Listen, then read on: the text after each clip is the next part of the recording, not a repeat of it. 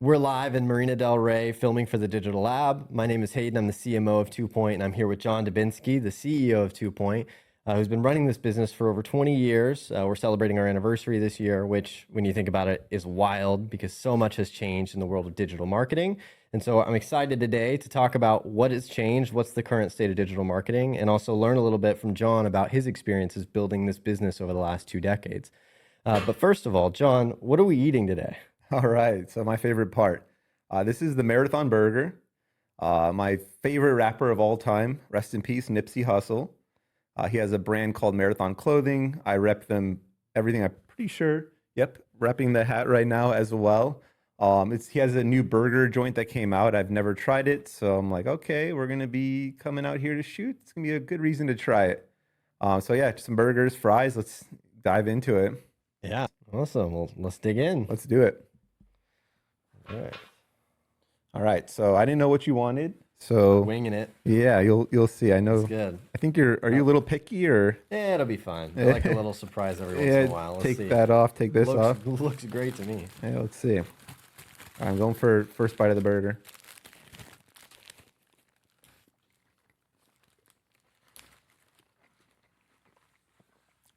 Tastes like a burger. That's good. That's a burger. So, to start, we're celebrating 20 years this year, which is really your 20 years, not my 20 years, right? I don't know if you were even born 20 years ago. I was born, Okay. but definitely not doing what we're doing now. So, I'm curious, kind of from that origin time period, you could have started any business. Why a, digital design, digital web, digital marketing agency? Yeah, good question.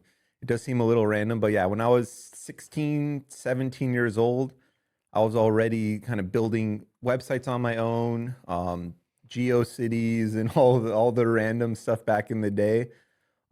Started looking to find some clients that had either no website or a poor website and see if I could use designers and coders to get it done. And then that kind of transformed into what it is today. I also just worked at one of my very few jobs. I started 2Point at 20, but I did work for a couple companies before that. And one of the jobs was an internet marketing company, and they sold a bunch of websites. It was kind of template even back in the day, but they had a good recurring model where the clients would pay monthly for hosting and support. And, the money side of me started seeing that, like, all right, they're paying $100 a month, $200 a month. And they had, 500 clients, 600 clients. It's a lot of revenue. So yeah, I got really interested in just that model and wanting to build really cool websites that were, at 20 years ago, just better, better than what they had. I didn't really even know what a great website was. I just knew what was better than what they had. And now it's kind of morphed into, now the sites we do have animations and movements and every word on there has been thought of, and now we're doing digital marketing and all of that. But yeah, it's been a long run and definitely, a lot of changes from when I started, even myself personally, to just where I'm at now. Yeah, it's interesting you said in there that, it was one of your only jobs, which is cool. But on top of that, a lot of what they built was templated and they, it was cheap, affordable, served a lot of customers. But it's interesting with 2Point, you kind of went the opposite direction, which is to not use templates and to really create custom and curated experiences. What was there something about working in that environment that kind of gave you that lesson, or why did you go the other way? Yeah, you hit it. I was thinking, all right, they're selling for $1,000 to $2,000. They're selling a template and then the monthly. I'm like, I can get custom websites done at around that same cost, and and be way better, way more value. So I was kind of looking at, like, how can I provide that same experience, but something custom and not be crazy out of the price range that this company was doing. They were focused on real estate, not at all what 2Point has really always been. What industry you focus on? No answer. Like, we have clients in, as a whole different industries, right. And I like that. I always just wanted to find, I was even at that day and age, I was like, okay, if we're not just in one industry, there's a huge potential that anyone I meet can be a potential client for us. So I was already kind of seeing that. And yeah, I just felt custom was the way to go. I felt I could get you know, the work done quickly. I feel like it'd be a lot better, and it would be like a good model for future. Yeah. The interesting pivot, because now, I think we're primarily marketing agency, an integrated marketing agency that helps companies grow and scale. But in those early days, it was all web design, web development.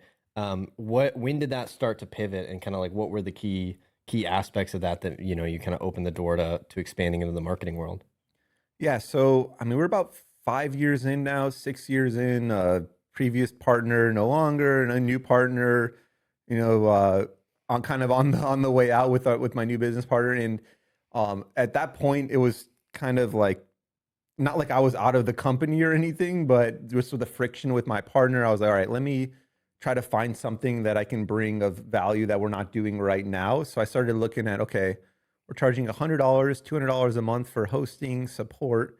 How could we, maybe offer more and get the monthly up a little bit higher? So digital marketing kind of clicked with me. It was also something that a lot of our clients were building these sites for, and they weren't doing any marketing. The owners didn't know how to market, or they were starting to find people that could maybe help them, but it was pretty low level. So I started looking at, all right, can I find a way to provide an all-in-one marketing solution where we do their ads, we do their social? I mean, social wasn't at all what it is What now. it I is mean, now, there's no yeah. TikTok, none of that. But just how can we provide a little bit more than what we're doing, and then bring the revenue up as Right. well Yeah. with There's a that. little bit of both of those in Yeah, there for yeah. sure.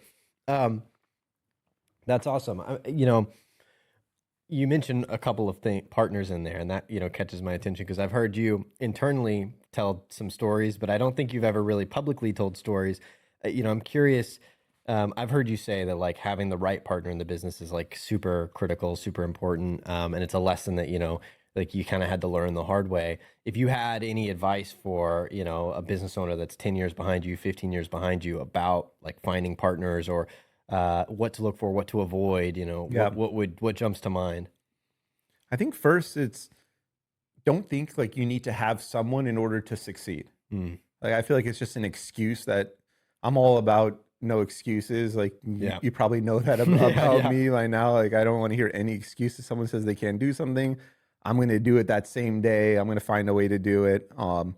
So yeah, with in the beginning, I was really young, and I did feel like I needed a partner to maybe succeed, or a partner to split the responsibility and all of that. And I've had good experiences and bad experiences. My first business partner 20 years ago, great guy. We have no bad blood, no friction. He wasn't necessarily dreaming the same picture that I have. Mm-hmm. He's wanted to live that Cali life, the surfing life, and maybe I've been wanting to be a billionaire since I was young, and maybe that dream has somewhat gone away because you have to sacrifice a lot with family and all of that. But I definitely Bigger. dream bigger for Yeah. So sure. aligning on vision, like having the same, flagpole in the distance that you're working towards. Yeah, yeah, and then find someone that you really truly know what it's going to be like before you just make them a partner. Right. That to me has been the biggest lesson, even from hiring and having partners and team members, employees, like all of that is just, you don't really know how it's going to go until Yeah. they start working, Mm-hmm. and until they start proving themselves. And that's just something. So yeah, I would just say, find the right partner if you do need one. Otherwise, just try to build it on your own if you Mm-hmm. can. But for me, I always kind of felt the marketing side was not really where I felt the passion. I wouldn't say, I do understand the value of marketing. Marketing is a huge thing for a company, but I never really wanted to be an expert at digital marketing. I Mm-hmm. wanted to provide, the team that could handle that.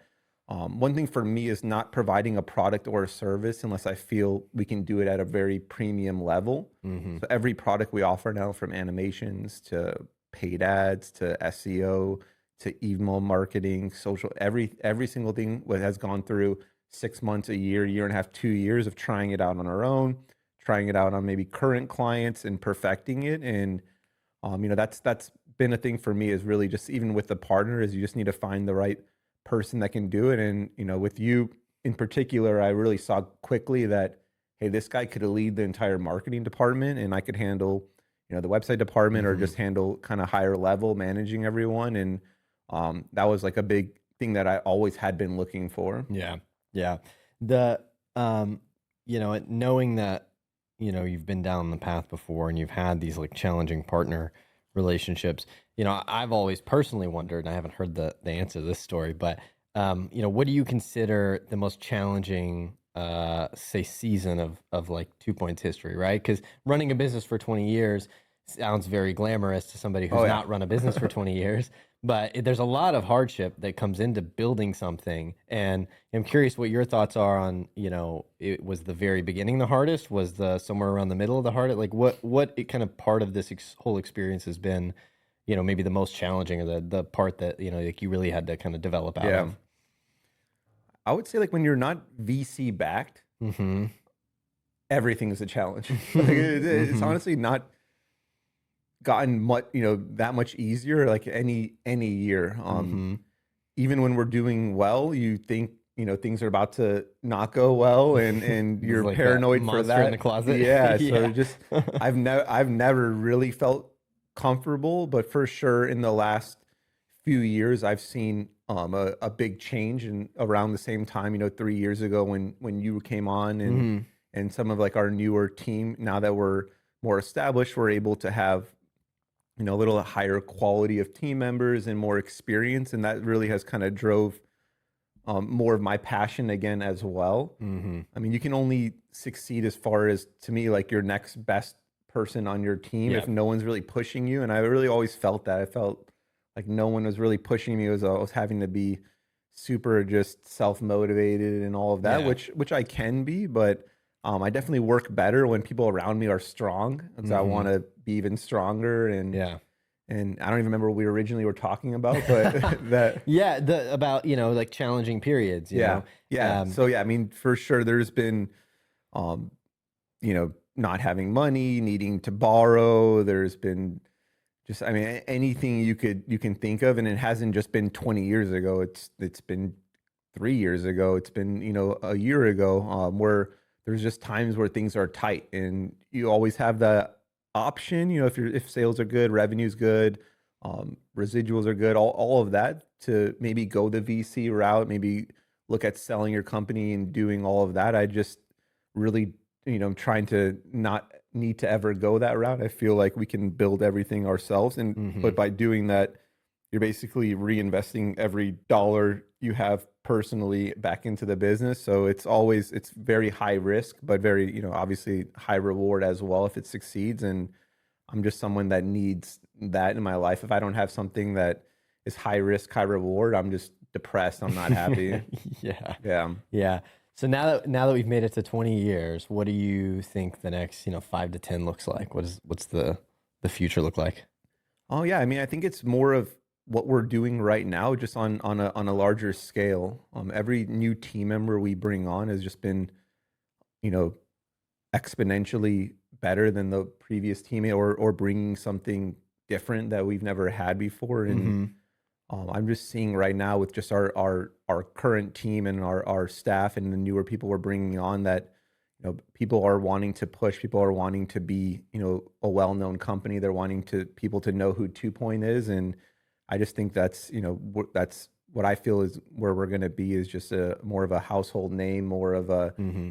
someone saying 2 Point, like what's that? Like I want people to really know who we are, and I want them to know who we are just based on someone having a great experience with us. That's Mm-hmm. really big for me, is just customer experience. So yeah, I see 3 to 5 years from now, we're going to be much larger, but we're still going to be down to earth. We're still going to have awesome people who are your main point of contacts, and our staff is going to be all handpicked by myself and you. I don't see a lot of that really changing too much. Yeah, that's a little bit about the 20 years in, and kind of how I've gotten there. But I'm sure we got a lot of people following us that are marketing and digital marketing and entrepreneurship and all of that.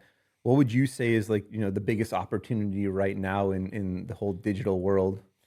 Yeah, I mean, it's got to be AI. I think, anybody watching this that didn't hear AI come out of my mouth would probably be yelling at their screen. Yeah. AI is in such a wild time, both from the development of the technology and what it's capable of, and that business owners and entrepreneurs can do more with it than they've ever been able to.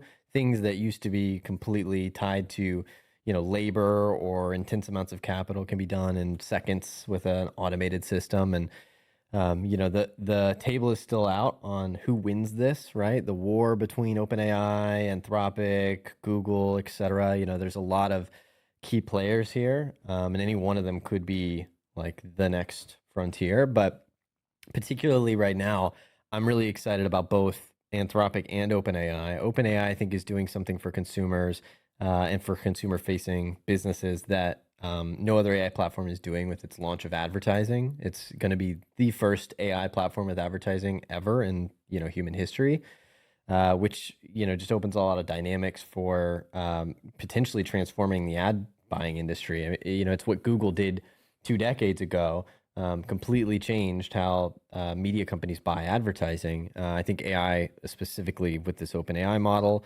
and then I'm sure more to follow, could potentially shake that up dramatically. But then Anthropic and their Claude production has been really staggering lately, and I see, and I'm sure other people have seen buzz around people canceling OpenAI subscriptions or other platform subscriptions and moving to Claude. And it's because of its ability to design and code and essentially help you do a lot of things that used to require 3, 4, 5-person teams, days and hours to develop. You can go really quickly and create some pretty exciting MVPs. It's not yet to the point where you can go off of that whole cloth, or you're going to lose part of the human experience. You're going to lose part of the psychology that like a professional designer or a professional developer, or a professional marketer would go through. But for, smaller businesses, especially, that, they can go from 0 to 10 instantly. And if you want to go from 10 to 100, well, that's why companies like us exist. But, this is still, I always say, anytime anybody asks my opinions on AI, this is today the worst it's going to be. So a year from now, 2 years from now, 3 years from now, like it's going to be a totally different ball game. So I think it's the most important aspect of both digital and digital marketing for people to be learning about and paying attention to and gaining experience from those that are a few steps ahead of them. Because it's going to transform what's going to happen online the next few years. Yeah. You did mention, the whole human aspect of it. Like, how important do you think it is to still have the human side of everything happening at an agency? Yeah, I think that actually is going to get more important over time.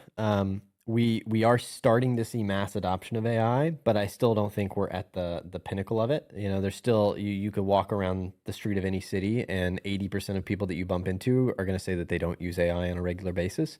But the ones that use it, and especially in our kind of bubble, right? This digital marketing, business development, sales, this kind of bubble, it's really heavily used. And I think the further we go into that, audiences are tuning in more and more to the sort of lack of authenticity behind that. Like they recognize that there's a human somewhere pressing a button and phoning in a part of their work.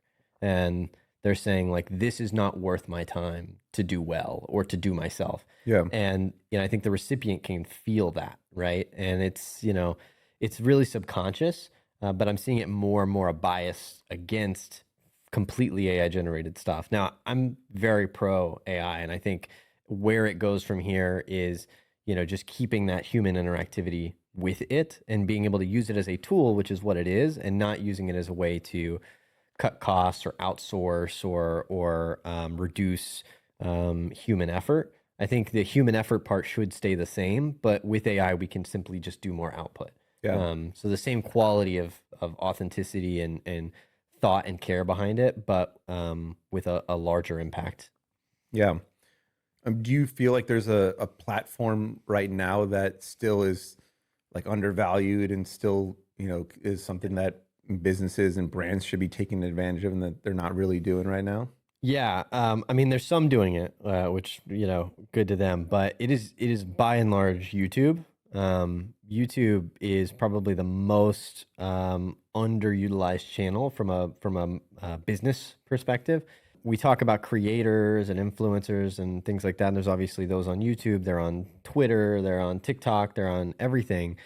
But YouTube has a unique relationship with search, and its algorithm is widely considered actually beneficial for the user. Whereas a lot of these other platforms, people talk about doom scrolling, and they talk about like how the algorithm is like, out to rot their brain Yeah. and like all these kind of terrible things. But YouTube as a platform is the most trusted social media platform. It has the longest watch time of any platform. So people are actually enjoying or indulging in content and information for longer spans of time. And it's a deeper point of connection for that same reason. So you're more likely to remember things that you see and hear on YouTube comparative to a 30-second clip you see on any other social Yeah. media platform. So as a brand, and looking at platforms that you can market to, I think YouTube is by and large the best organic platform to build on. You also have the added benefit of video, which we're getting there with AI, but it's not quite to the point where you can fully synthesize video with AI and it be 100% believable. There's little bits of uncanny valley, or like, yeah, that face is too smooth, or that Yeah. background looks weird.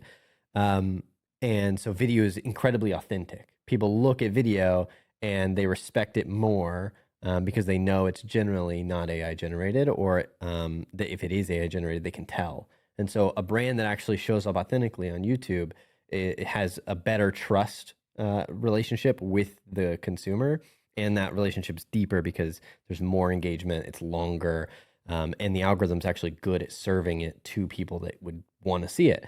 So I think YouTube is vastly underused. Everybody's on Facebook, everybody's on Instagram, everybody, if you're B2B, you're on LinkedIn, right? But I think there's a very, very small percentage that are taking YouTube seriously and investing in that. And it's probably the one they can get the most outsized return on. Thanks for hanging out with us today. If you are a marketer, founder, or executive that's looking for more help with your marketing, or just maybe a second opinion, definitely check out 2 Point Agency. We would love to be able to help you. And, John, anything to say?